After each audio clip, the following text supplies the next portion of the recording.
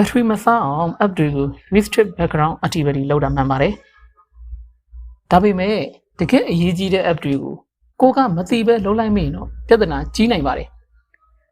ဘယ်လိုပြဿနာတွေဖြစ်လာနိုင်လဲဆိုတာဒီဗီဒီယိုမှာရှင်းပြသွားမှာဖြစ်ပါတယ်။ပထမဆုံးအနေနဲ့ restrict background activity ဆိုတာပါလေဘယ်လိုအလုံးလောက်တာလဲဆိုတာပြောပြပေးပါမယ်။ Android ရဲ့ built-in battery saving feature ဖြစ်တဲ့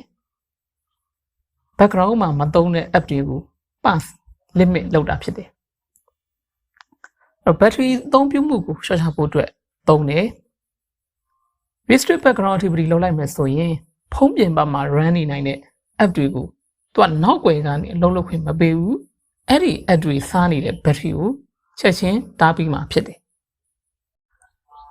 restrict background activity လုပ်ရင်ဘာ app တွေသတိထားဖို့လိုတယ်လဲ။ Number 1 messaging apps အများစုကဒီ app တွေကိုနေ့စဉ်လိုသုံးကြတယ်။ဥပမာ Messenger, Telegram, Viber, WhatsApp, Gmail ပေါ့နော်အစရှိတဲ့ app တွေကိုနေ့စဉ်ပေါ်မှာအသုံးပြုကြတယ်။အဲ့တော့ဒါတွေကတိကျတဲ့ message တွေ call တွေ voice note တွေကိုအချိန်မှန်နဲ့ပေးဖို့ဒီ background မှာအလုပ်လုပ်နေရတယ်။အဲ့တော့ restrict background activity လုပ်ပြီးတော့အရေးကြီးတဲ့ message တွေမရောက်နိုင်တာ group notification တွေကိုကြာမှရတာမျိုးတွေဖြစ်နိုင်တယ်။အဲ့တော့တချို့ app တွေမှာ voice call ပါပေါ်မလာတာမျိုးတွေဖြစ်နိုင်တယ်။အထူးသဖြင့် Telegram နဲ့ WhatsApp တို့လိုအလုံးအတွက်သုံးတဲ့သူတွေအတွက်တော့ restrict လုပ်တာအကောင်းဆုံးပဲ။ Number 2 payment apps မြန်မာနိုင်ငံမှာသုံးများတဲ့ app တွေဖြစ်တဲ့ KB, Webpay, ARB, OK Dollar, CDB အစရှိတာတွေကအမြန်လွယ်ငွေလွှဲမှုတွေQR code စနစ်နဲ့ငွေပေးချေမှုတွေလုပ်ဖို့အရေးကြီးပါတယ်။အဲ့တော့ restrict လုပ်နေရင် transaction alert မရနိုင်တော့တာတွေ OTP မရနိုင်တာတွေပြီးတော့ security verification ပြတ်တောက်သွားတာတွေဖြစ်နိုင်တဲ့အတွက်ကြောင့်ကိုယ်အသုံးပြုနေတဲ့ payment app တွေကို unrestricted ဖြစ်ထားဖို့အရေးကြီးပါတယ်။ Number 3 help app ဖုန်းထဲမှာကိုယ့်စောင့်ကြည့်ဖို့ကျန်းမာရေးနဲ့ပတ်သက်တဲ့အချက်အလက်တွေစုစည်းဖို့အသုံးပြုတဲ့ app တွေဖြစ်တယ်။ကိုယ့်ရဲ့နေ့စဉ်ရှင်းလင်းရေးအတွက်တွေအိတ်ဆက်ချိန်တွေအလုပ်လုပ်ချိန်တွေကို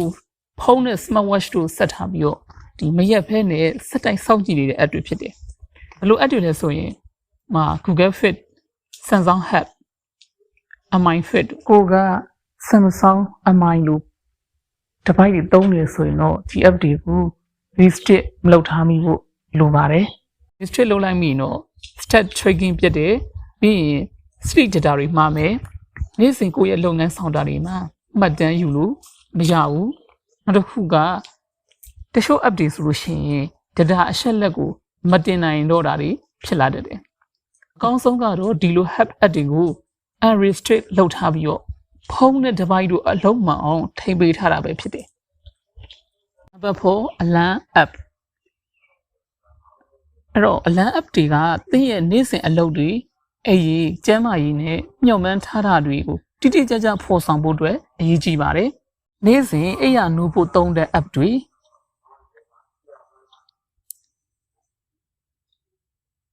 လူနာတွေအတွက်သတ်မှတ်ထားတဲ့အချိန်မှာစေးစားဖို့အသိပေးလာမဲ့ app တွေတဘာဝဘေးရရနဲ့ပတ်သက်ပြီးတော့ကြိုတင်အသိပေးလာမဲ့ app တွေကို